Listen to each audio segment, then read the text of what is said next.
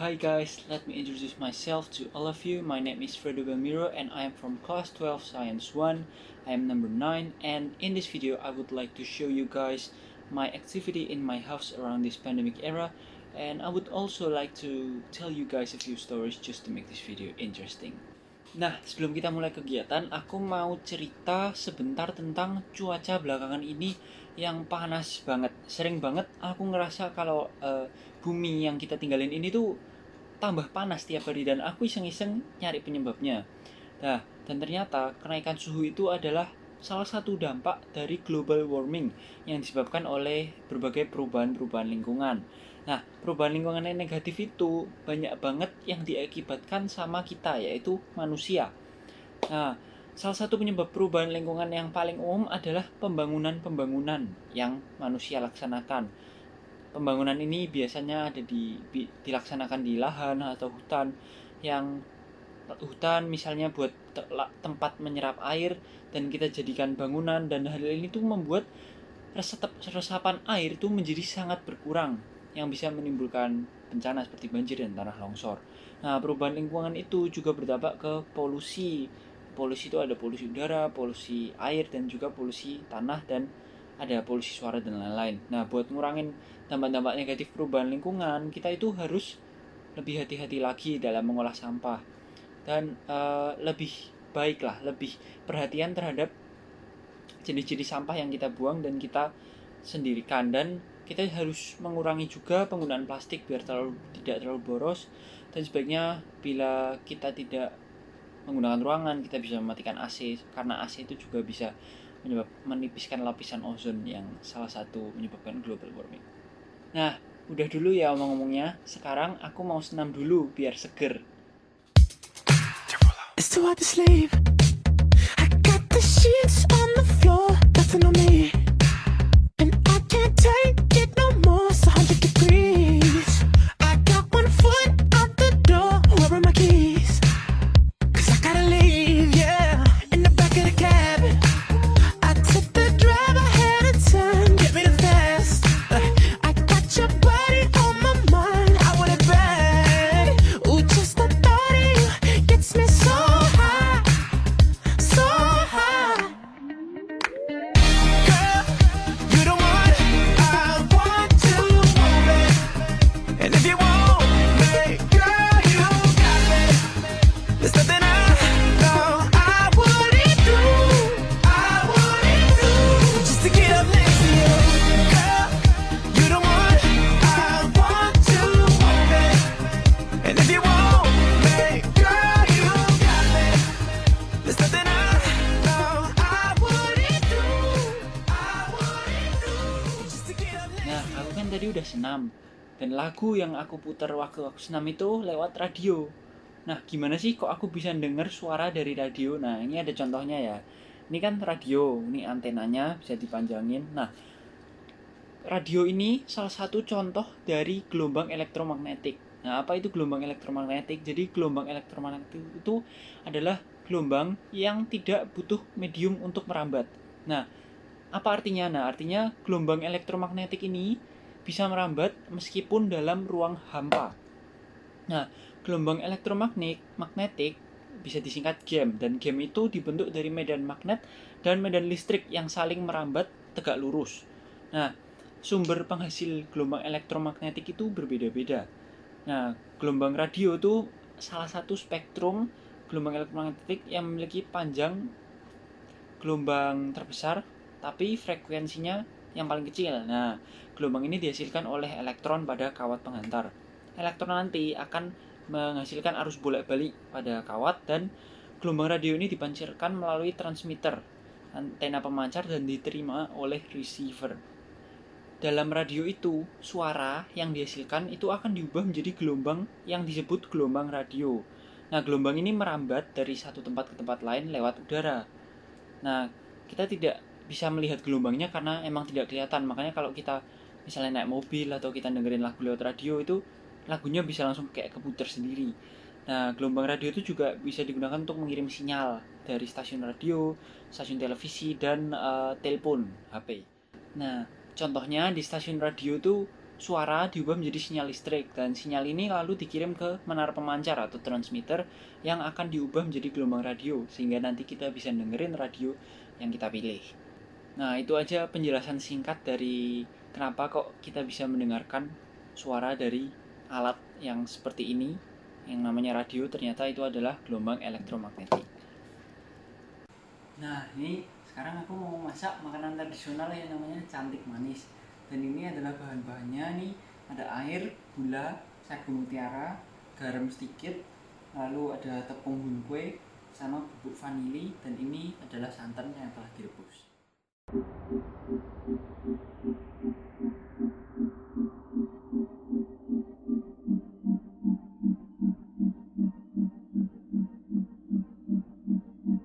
Houston, think we got some problems.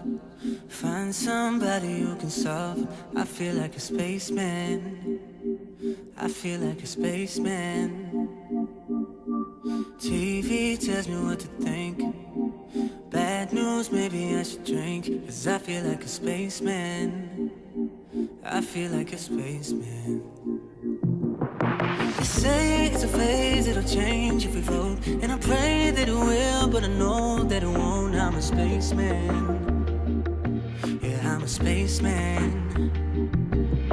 And the numbers are high, but we keep going down. 'Cause we ain't supposed to live with nobody around. I'm a spaceman. Yeah, I'm a spaceman. And I'm talking to you, but it never feels like it wants to.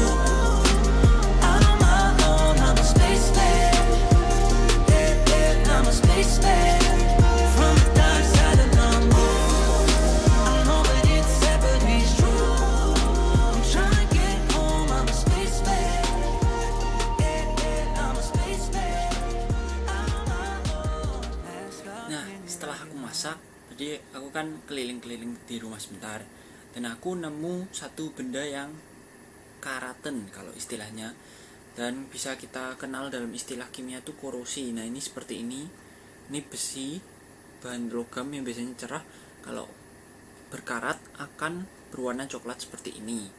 Nah, sebenarnya apa sih korosi itu? Jadi korosi itu adalah peristiwa perusakan logam yang terjadi akibat adanya reaksi kimia antara logam dengan zat-zat di lingkungan yang membentuk senyawa-senyawa tertentu yang tidak bisa dikendalikan. Nah, korosi itu ada dua penyebab utama. Yang pertama yaitu konsentrasi air dan juga oksigen. Nah, udara yang lembab akan mengandung banyak uap air, dan air ini menjadi salah satu penyebab suatu korosi. Maka udara lembab itu dapat mengakibatkan logam untuk berkarat. Nah, air dalam kandungan oksigen yang terlalu tinggi itu akan juga mempercepat terjadinya peristiwa karat. Dan yang kedua adalah suhu. Semakin tinggi suhu, maka semakin cepat korosi terjadi. Ini karena laju reaksi kimia itu meningkat seiring dengan bertambahnya suhu. Nah, untuk mencegah korosi ini ada dua cara. Cara yang pertama yaitu cara yang paling umum digunakan orang-orang, yaitu pengecatan. Nah, cat itu digunakan untuk melindungi besi agar tidak bereaksi dengan udara dan air, agar tidak bersentuhan. Nah, beberapa jenis cat itu mengandung timbal dan seng itu akan lebih baik dalam melindungi besi. Dan cara yang kedua adalah membuat paduan logam atau biasa kita kenal dengan stainless steel. Nah, ini tuh bisa sering ditemukan di dapur atau tempat-tempat makanan, biasanya menggunakan stainless steel untuk mengurangi atau mencegah adanya korosi. Nah, kalau ini adalah contoh tempat makanan yang bahannya stainless steel yang sudah aku jelaskan. Ini tuh fungsinya biar mencegah korosi, biar nggak mudah terjadi korosi, dan emang ini bahannya enak, simple, dan ringan juga. Tapi sekarang aku bosen nih, dan sekarang aku bakal main musik kontemporer buat ngisi waktu luang aku.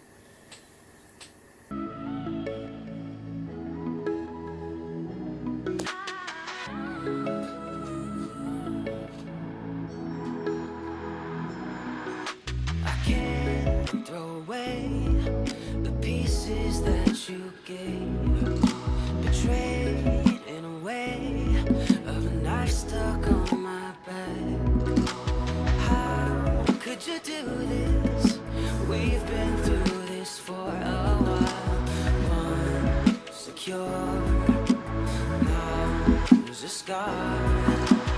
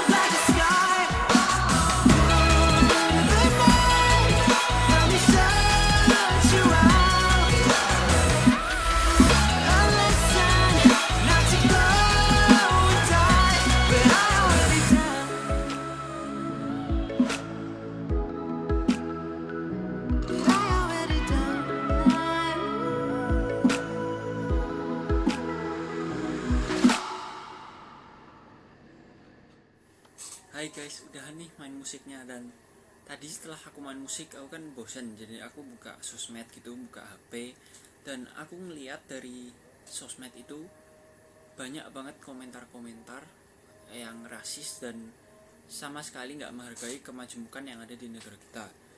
Nah, seperti yang kita tahu memang sosial media itu membuat opini kita menjadi lebih tersalurkan, jadi kita bisa menyampaikan apa saja pendapat kita tentang masalah apapun, tentang di belahan dunia manapun kita bisa bebas melontarkan. Tapi ini juga ada dampak negatifnya ketika banyak orang itu tidak mempertanggungjawabkan pendapat-pendapat yang mereka lontarkan.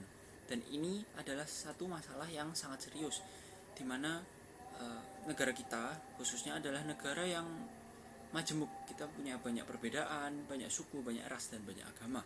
Dan banyak orang itu mempermasalahkan ini. Padahal seharusnya perbedaan itu menjadi sebuah keindahan, menjadi sebuah keunikan. Perbedaan itu bukanlah sesuatu yang jelek.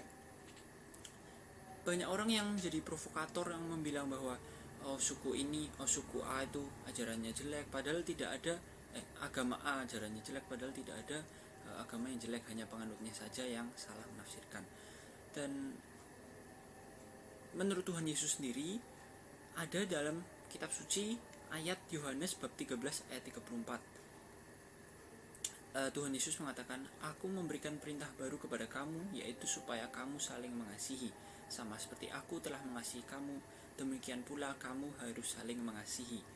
Nah, maka dari ayat kitab suci itu saya secara pribadi juga sadar bahwa kita itu sebagai umat Katolik diajak untuk selalu menghargai sesama apapun kemajemukan, dan jangan ikut-ikut apa yang orang lakukan di sosial media, yaitu mengejek atau menyerang suatu ras atau suatu agama tertentu, karena itu adalah suatu dosa dan suatu pelanggaran yang sangat tidak pantas untuk kita lakukan.